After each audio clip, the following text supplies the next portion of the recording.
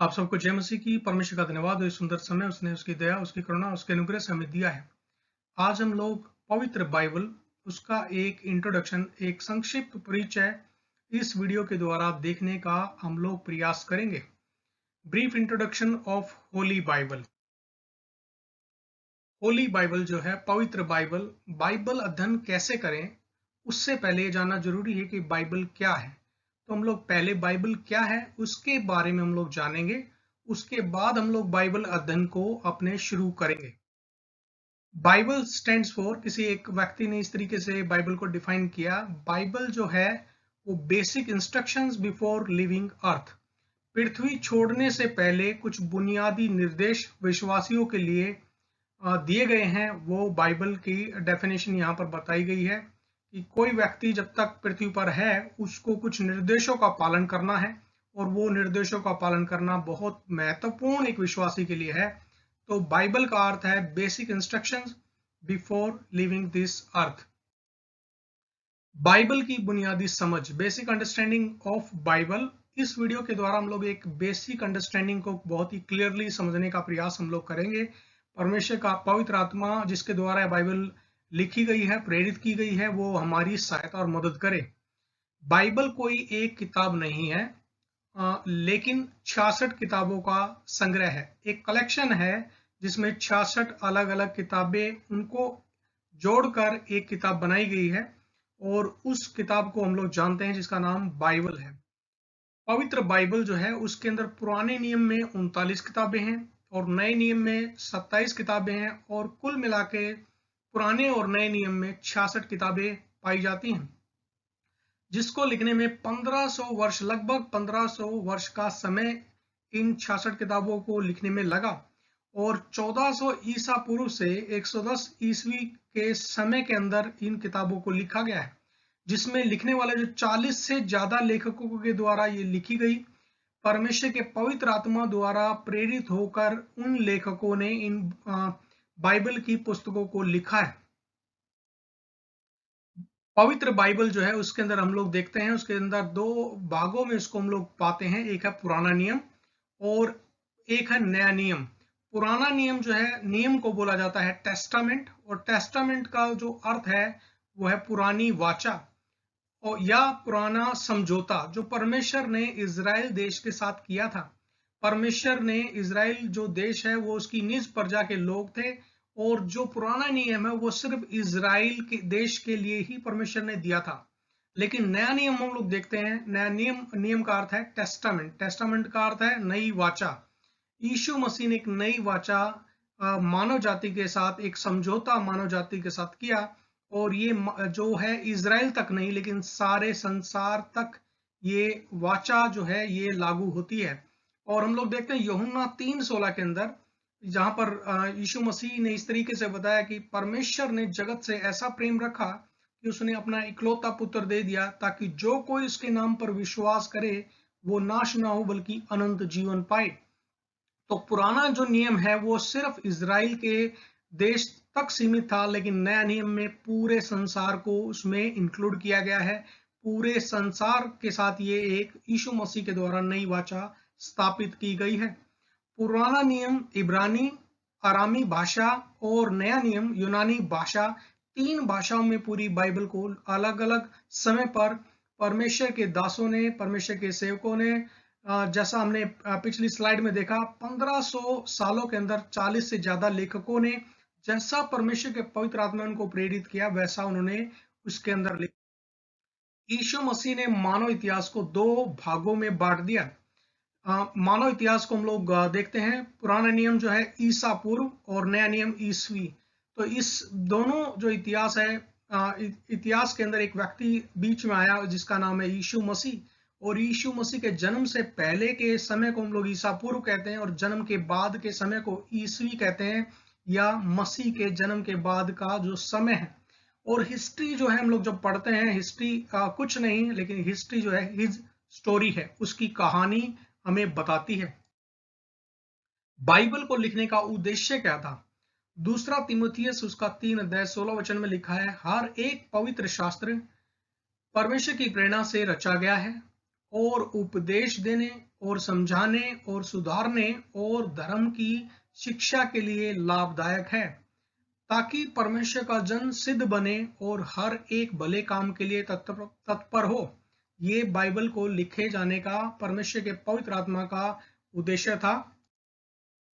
Bible के 40 से लगभग 40 लेखक थे, जिसमें चरवाहे थे, राजा थे, मछुआरे थे, किसान थे, डॉक्टर थे, चुंगी लेने वाले लोग थे, और लगभग 1500 साल का समय 3 अलग अलग महाद्वीप के अंदर ये बाइबल की अलग अलग किताबें लिखी गई हैं और 3 भाषाओं में लिखी गई हैं। 40 से अधिक लेखकों के द्वारा परमेश्वर ने इन किताबों को लिखवाया है। लेकिन इन सब जो किताबें हैं, 66 की 66 किताबें हैं, उनका जो संदेश एक ही है, उनका जो विषय है, थीम है, वो एक है। वो थीम क्या था? वो मसीहा आ रहा है, जीसस क्राइस्ट इज कमिंग। पुराने नियम की कहानी, जितनी पुराने नियम में 39 किताबें हैं, उसमें सब जो किताबें हैं उनका एक ही उनका संदेश है, इजराइल देश से उद्धारकर्ता और प्रभु मसीहा आ रहा है। वो मसीहा का इंतजार यहूदी लोग कर रहे थे कि मसीहा आने वाला है। बाइबल जो है, बाइबल के बारे में कुछ और फैक्ट्स, कुछ और सच्चाइयां जो है वो यहाँ पर आप गूगल में इन बातों को चेक कर सकते हैं। दुनिया में सबसे ज्यादा बिकने वाली किताब वो बाइबल है। दुनिया की सबसे ज्यादा भाषाओं में अनुवाद की गई किताब भी बाइबल है। दुनिया में सबसे ज्यादा पढ़ी जाने वाली किताब बाइबल है। ये बाइबल की जो पुराने नियम की किताब है, उसमें हम लोग देखते हैं जो अलग अलग रंग के द्वारा कोडेड यहाँ पर मैंने की हैं। पहली जो 5 किताब हैं, उत्पत्ति, निर्गमन, लय व्यवस्था, गिनती, व्यवस्था, विवरण, इनको तोरा भी कहा जाता है। और ये पुराने नियम की जो किताबें हैं, पहली 5 किताबें, 1 से 5 किताब, जो 5 पुस्तकें हम लोगों को बाइबल में मिलती हैं, उनको कानून की पुस्तक, बुक ऑफ लॉ इनको कहा जाता है, जो मूसा के द्वारा परमेश्वर ने इन पुस्तकों को लिखवाया। और यहाँ पर हम लोग देखते हैं व्यवस्था परमेश्वर ने मूसा के द्वारा परमेश्वर ने अपने लोगों को दी, और जो व्यवस्था थी वो पत्थर की तख्तियों पर दी गई थी। पुरानी वाचा जो है पत्थर की तख्तियों पर लिखी गई थी। और बाकी जो हम लोग 6 से 17 तक जो किताबें देखते हैं वो इतिहास की किताबें हैं। इसके बाद जो हम लोग 18 से 22 तक जो किताबें देखते हैं, अय्यूब, भजन संहिता, नीति वचन, सबोपदेशक, श्रेष्ठ गीत, ये कविता या पोइट्री फॉर्म में लिखी गई किताबें हैं 18 से 22 तक। और इसके बाद जो हम लोग 23 से 39 तक जो किताबें देखते हैं, यशायाह से शुरू होकर, इसमें कुछ मेजर प्रॉफिट हैं, कुछ माइनर प्रॉफिट हैं। वो उन्होंने जो किताब जो साइज है, साइज के ऊपर है, कुछ किसी ने ज्यादा जिसमें चैप्टर्स लिखे हैं उनको हम लोग बड़े भविष्यवक्ता और या छोटे भविष्यवक्ता कहते हैं। लेकिन परमेश्वर की दृष्टि में कोई छोटा या बड़ा भविष्यवक्ता नहीं है, लेकिन क्योंकि इन्होंने जो ज्यादा चैप्टर्स लिखे इसलिए उनको मेजर प्रॉफिट्स बोलते हैं, बाकी को माइनर प्रॉफिट्स कहा जाता है। भविष्यवक्ताओं की पुस्तक 23 से 39 तक जो है ये भविष्यवक्ताओं की पुस्तक है। लेकिन इन सब के अंदर एक कॉमन चीज है, इजराइल देश से उद्धारकर्ता और प्रभु मसीहा आ रहा है। पुराने नियम की सभी पुस्तकों का जो सार है वो सार ये है कि एक उद्धारकर्ता जो है, एक प्रभु जो है, एक मसीहा जो है, वो इजराइल देश से आने वाला है। नया नियम की पुस्तकों के अंदर हम लोग देखते हैं, नया नियम में टोटल जो है वो 27 किताबें हैं। और जो पहली जो 4 किताबें हैं जिनको हम लोग सुसमाचार कहते हैं, गॉस्पल कहते हैं। गॉस्पल जो है यूनानी भाषा का एक शब्द है और जिसका अर्थ है अच्छा समाचार, यानी गुड न्यूज, या सुसमाचार जिसको हम लोग कहते हैं। मत्ती, मरकुस, लूका और यूहन्ना, ये 4 जो पुस्तकें हैं पहली, इनको हम लोग सुसमाचार कहते हैं, क्योंकि ये जो सुसमाचार हैं ये यीशु मसीह के बारे में ये हमें बताते हैं, यीशु मसीह के जीवन के बारे में, उसकी मृत्यु के बारे में और उसके पुनरुत्थान, उसके मुर्दों में से जी उठने के बारे में और स्वर्ग में उठा लिए जाने के बारे में बताते हैं। और ये बताते हैं 4 सुसमाचार की यीशु मसीह ही मसीहा है जिसका लोग इजराइल के इंतजार कर रहे थे। 5वीं पुस्तक जो है वो प्रेरितों के काम है और ये पवित्र आत्मा के कार्य है। जो कलीसिया जो है, पहली सदी की कलीसिया थी, उसमें पवित्र आत्मा के जो काम है उनके बारे में ये पुस्तक बताती है। रोमियो से लेकर हम लोग देखते हैं यहूदा तक, जो 6 से 26 तक जितनी पुस्तकें हैं, इनको हम लोग पत्रियां कहते हैं, जो अलग अलग समय पर प्रेरितों ने, यीशु मसीह के चेलों ने कलीसियाओं में लोगों को, विश्वासियों को परमेश्वर के वचन में दृढ़ करने के लिए, मजबूत करने के लिए, उनको उत्साहित करने के लिए 6 से 26 जो पुस्तकें हैं, इनको उन्होंने अलग अलग समय पर लिखा, प्रेरित पौलुस के द्वारा और अन्य जो यीशु मसीह के चेले थे, यूहन्ना और बाकी जो चेले थे, उन चेलों के द्वारा ये पुस्तकें जो हैं लिखी गई, ताकि जो कलीसिया के विश्वासी लोग हैं वो परमेश्वर के वचन में मजबूत किए जाएं। और जैसा हमने इससे पहले वाली स्लाइड में देखा था, जो पुरानी वाचा थी वो पत्थर के ऊपर लिखी गई थी, और लेकिन नई वाचा जो यीशु मसीह में है वो हृदय के ऊपर लिखी गई है।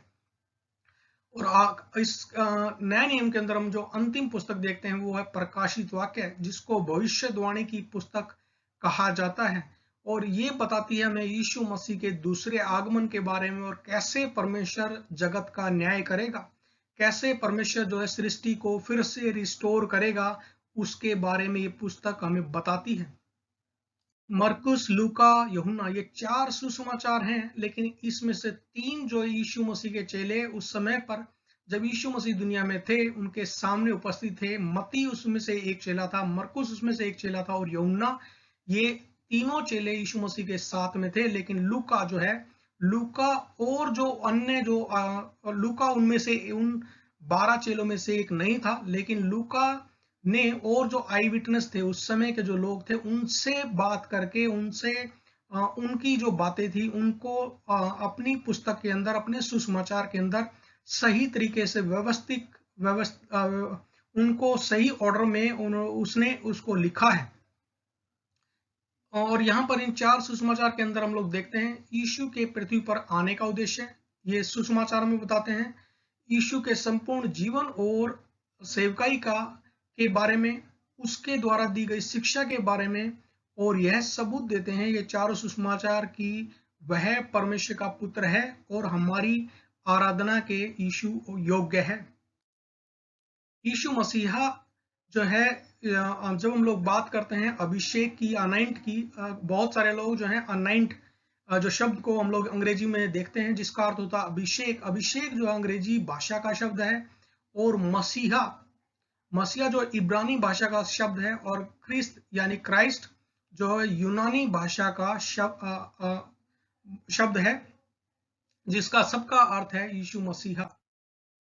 मत्ती, मरकुस, लूका, यूहन्ना, 4 सुसमाचार में सब कुछ नहीं बताया गया है। यहाँ पर लिखा है यूहन्ना उसका 21 अध्याय 25 वचन में लिखा है, और भी बहुत से काम हैं जो यीशु ने किए, यदि वे एक एक करके लिखे जाते तो मैं समझता हूँ कि पुस्तकें जो लिखी जाती वे जगत में भी न समाती। यीशु मसीह ने बहुत सारे काम किए, वो सब बाइबल के अंदर नहीं लिखे गए। यूहन्ना उसका 20 अध्याय 30 वचन में लिखा है, यीशु ने और भी बहुत सारे चिन्ह चेलों को सामने दिखाए जो इस पुस्तक में लिखे नहीं गए। 31 वचन, परंतु ये इसलिए लिखे गए कि तुम विश्वास करो कि यीशु ही परमेश्वर का पुत्र मसीह है, और विश्वास करके उसके नाम से अनंत जीवन पाओ। प्रकाशित वाक्य जो अंतिम पुस्तक है उसका 22 अध्याय के अंदर इस तरीके से बताया गया है, फिर उसने मुझे बिलोर की सी झलकती हुई जीवन के जल की एक नदी दिखाई, जो परमेश्वर और मेमने के सिंहासन से निकलकर उस नगर की सड़क के बीचों बीच बहती थी। और नदी के इस पार और उस पार जीवन का पेड़ था, और उसमें 12 प्रकार के फल लगते थे, और वह हर महीने फलता था, और उस पेड़ के पत्तों से जाति जाति के लोग चंगे होते थे। बिल्कुल ऐसा ही हम लोग उत्पत्ति के अंदर हम लोग शुरुआत को देखते हैं, जहां पर जीवन का एक पेड़ था, और जहां पर भले और बुरे के ज्ञान का पेड़ था। और प्रकाशित वाक्य बिल्कुल वैसे ही तरीके से समाप्त परमेश्वर के पवित्र आत्मा के द्वारा किया गया है। अंतिम अध्याय के अंदर लिखा है वहां जीवन का एक पेड़ था, और उस पेड़ के पत्तों से जाति जाति के लोग चंगे होते थे। और फिर श्राप न होगा, और परमेश्वर और मेमने का सिंहासन उस नगर में होगा, और उसके दास उसकी सेवा करेंगे, और उसका मुंह देखेंगे, और उसका नाम उनके माथे पर लिखा हुआ होगा। और फिर रात न होगी और उन्हें दीपक और सूर्य के उजाले का प्रयोजन न होगा, क्योंकि प्रभु परमेश्वर उन्हें उजाला देगा और वे युगानुग राज्य करेंगे। तो परमेश्वर सृष्टि को एक बार फिर से रिस्टोर करने वाला है। परमेश्वर जो है वो जगत का न्याय करेगा, शैतान को, दुष्ट आत्माओं को अनंत आग में डाल देगा और परमेश्वर से सृष्टि को फिर से रिस्टोर कर देगा। ये बाइबल का एक ब्रीफ इंट्रोडक्शन आपके सामने, एक छोटा संक्षिप्त में परिचय आपके सामने रखा। आने वाले दिनों में परमेश्वर हमारे ऊपर अनुग्रह करे कि हम लोग बाइबल को आसान तरीके से कैसे उसका अध्ययन हम लोग कर सकते हैं, उसके ऊपर हम लोग अगले वीडियो में आपसे मिलेंगे।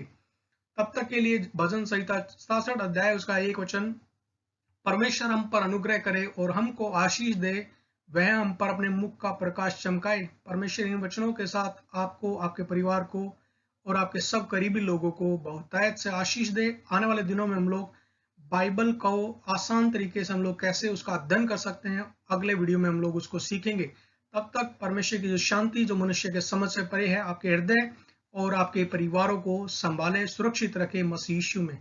परमेश्वर बहुतायत से आपको आशीष दे। आमीन।